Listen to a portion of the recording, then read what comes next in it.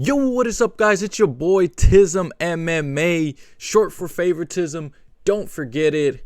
And in today's video, I pretty much just wanted to cover the #1 contender fights to make to better set us up in the future of, with the title picture and everything going on. So, starting off with the flyweight division, we have the champion, Alexandre Pantoja.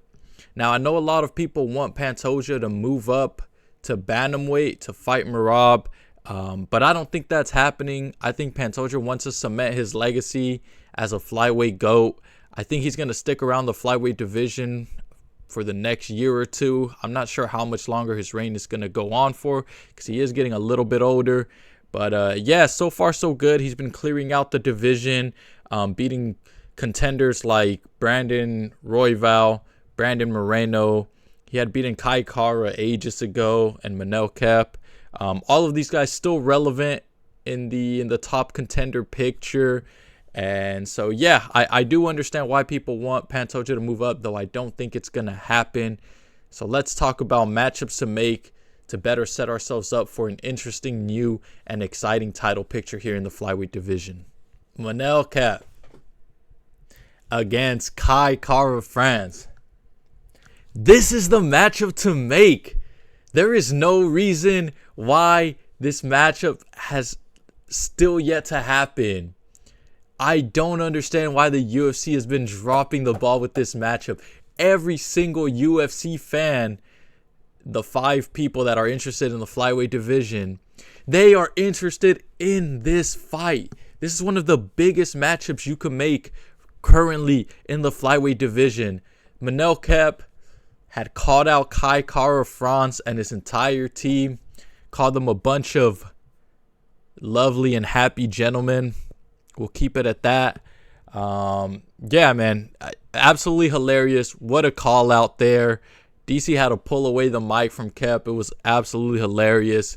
Yeah, I don't know why the UFC hasn't made that matchup. I think it's an exciting and interesting matchup.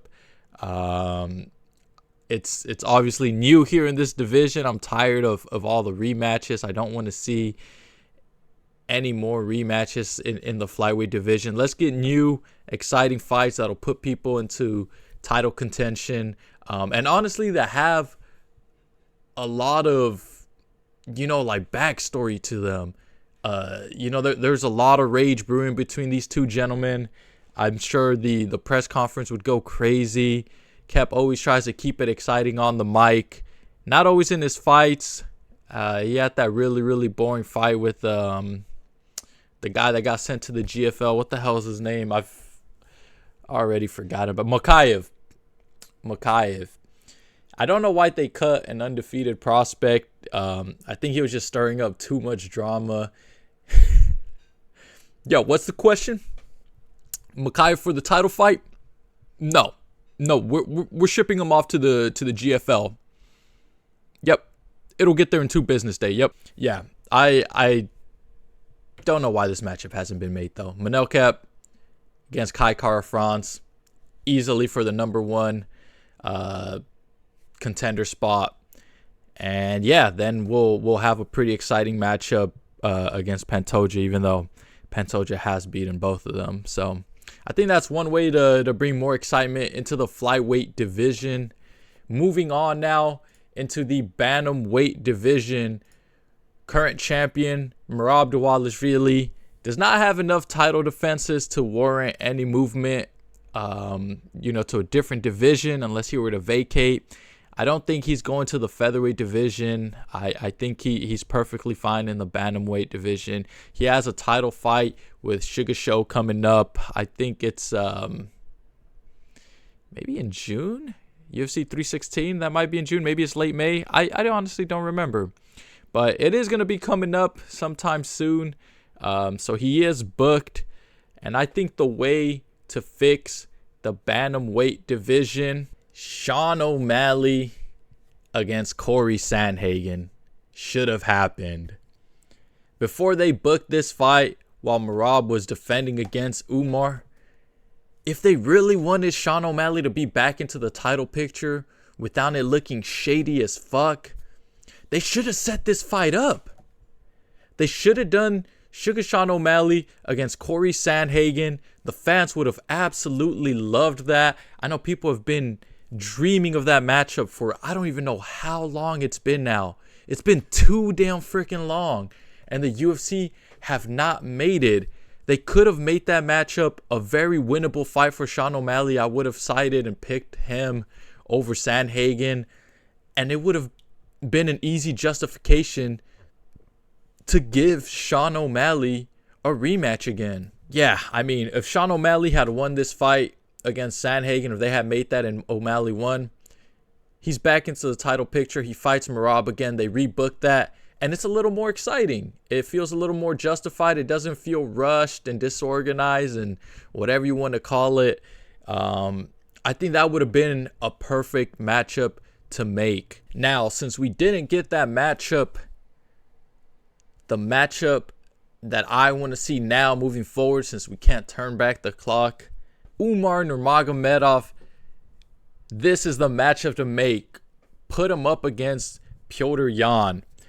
Petr Yan's been at the top of the bantamweight division for so freaking long now. And I think it's a perfect way to continue to push Umar into these high-level fights where he could really cement himself at the top of the division. Obviously, he had a very competitive bout with Merab. The decision didn't go his way. I do agree that it was a 48-47 for Merab.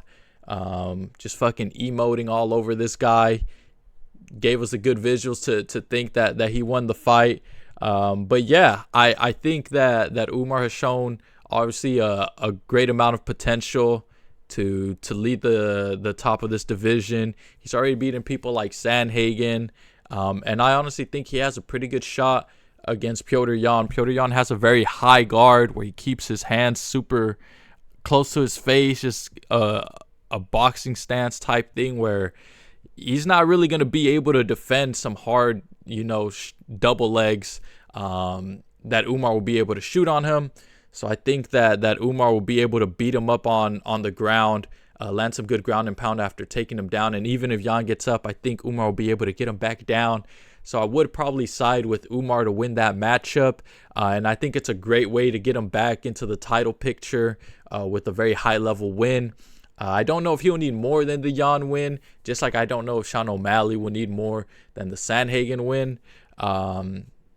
But yeah, I think these are really cool matchups to make that the UFC could use to push these people back in front, because I know it's a business after all. They want to make their money. They want to make sure that the people with the most amount of star power are going to be leading their division. So if you want to get Sugar Show back in there or Umar, easily you can make the O'Malley Sandhagen fight or the Umar Petr Yan fight. And yeah, that'll be pretty much a good way to reintroduce him back into the title picture. Moving on to the featherweight division, we have the current champion, Alexander Volkanovski. Now, Volk just came back from two devastating back-to-back KO losses, one to Islam, one to Topuria. Yeah, it took about a year off and is pushing towards 37. But man, Unk still got it. He came back. He pieced up Lopez on the feet, traded pretty well in the pocket, used his jab and his calf kicks to stay at range. And yeah, regained the title, beat a bunch of curses that night. The Drake curse, the 35-year-old curse. Like there was just so many things leaning against Volkanovski, but he made it happen. He is a two-time featherweight champion. Really glad to see him back on top. But what matchups to make in the featherweight division? Listen, kid, how do you not do Aaron Pico? Aaron Pico is a marauder. Have you seen the way he fights? Nah, man, who the hell am I kidding? Book this fight, dude. Movsar Evloev is the most deserving featherweight contender by a mile. He's beaten contenders like Diego Lopez, who just fought for the title. He's beaten Arnold Allen. He had a very interesting and high-level grappling match against Sterling that he also won in. I know a lot of these decisions are coming in close and they're competitive. He is taking the W's. He is obviously the top contender. I don't know why the fuck they were trying to book this guy against fucking Aaron Pico. Come on, man. What is the UFC doing? There's so many cool fights to make, and they just don't fucking care about some of these guys, dude. They really try to give Movsar Evloev Aaron Pico, dude. The guy is gonna debut in the UFC. How the fuck is he going against Movsar Evloev, dude? It doesn't make sense, man. Like, who would you even give the title shot to if it wasn't Evloev? Like, I just don't get it. That there's no one else in the division worthy of a title shot against Volk now that Diego Lopez is lost. So who in the hell would have fought for the title? Why were they even trying to make up that matchup? I'm glad Movsar said no to the Aaron Pico matchup.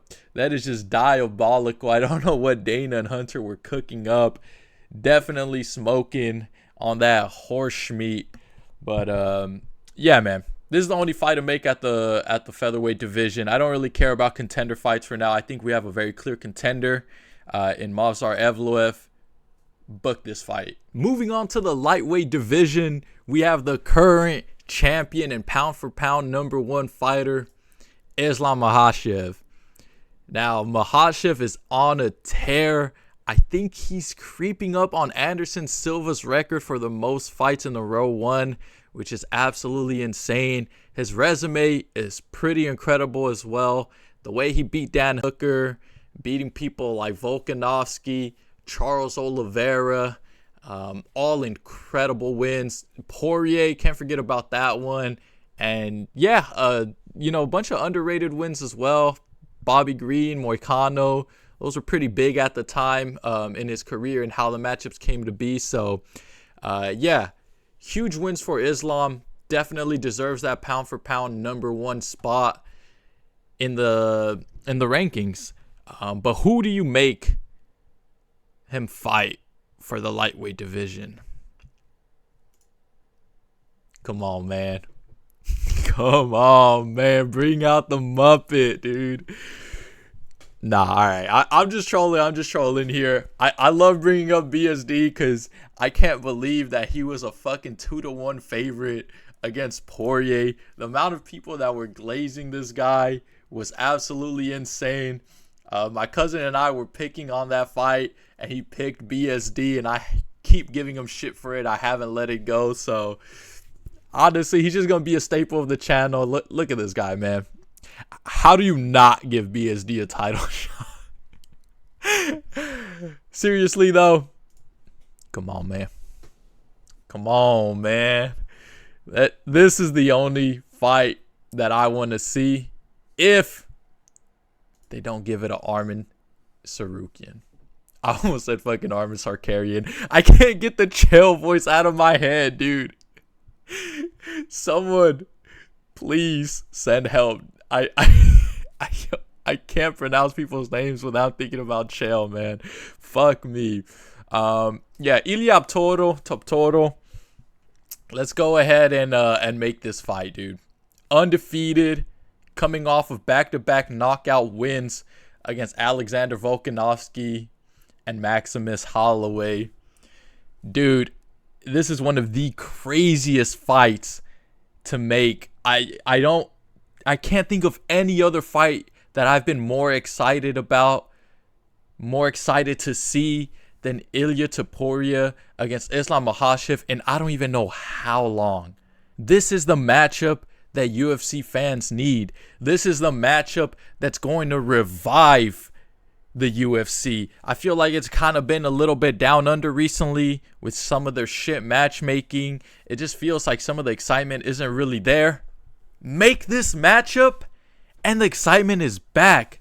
We all want to see this. I don't know a single person who doesn't want to see the best fight the best, especially someone as exciting with Ilia Topuria, who can knock out the best fighters around.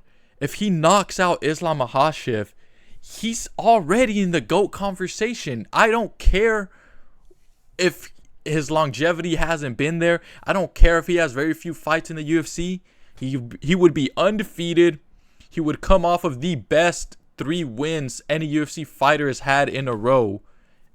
Volk, Max, and fucking Makhachev, dude. Come on, man. The amount at stake here for each fighter, with Islam getting another top tier name on his resume, or with Topuria beating honestly like 3 top 15 fighters, maybe top 20 if Holloway doesn't make the top 15. It's crazy. It's absolutely insane, the wins that he's gotten. This should be the matchup that's made. Now, I know Ilia Topuria is back in camp, so he does have a promise to fight in International Fight Week. From the sounds of it, it's for undisputed gold. So yeah, it's either going to be Islam or Islam is vacating. I really hope he doesn't vacate. All right, fellas, I had to burp a bit. I ended up losing my train of thought. I had to edit that shit out. But yeah, I think I was saying something about how he had the best back-to-back wins or some shit. Absolutely on a roll. Everyone wants to see this fight, so let's make it happen for International Fight Week if we can. The Islam fight with JDM, if JDM's to beat Bilal, it's just not as exciting. I do understand, though, that Islam deserves to move up, so if he wants to, he should be granted the opportunity to gain undisputed gold in 2 different divisions. But as a fan, this is the fight I want to see. If they don't make that fight happen, though, and they give Ilia Topuria a contender, which it doesn't sound like it's going to happen, but if they do, you already know, rebook this fight. I'm not even gonna talk about this. Anyway, thank you all so much for watching. I'll be covering the heavier weight classes in a part 2 of this video, just so this doesn't drag on for too long. But I would really appreciate any comments. Let me know what you think of these matchups. If you would rather see other fighters fight for a title contention or for the title itself. And yeah, have a blessed day, everyone.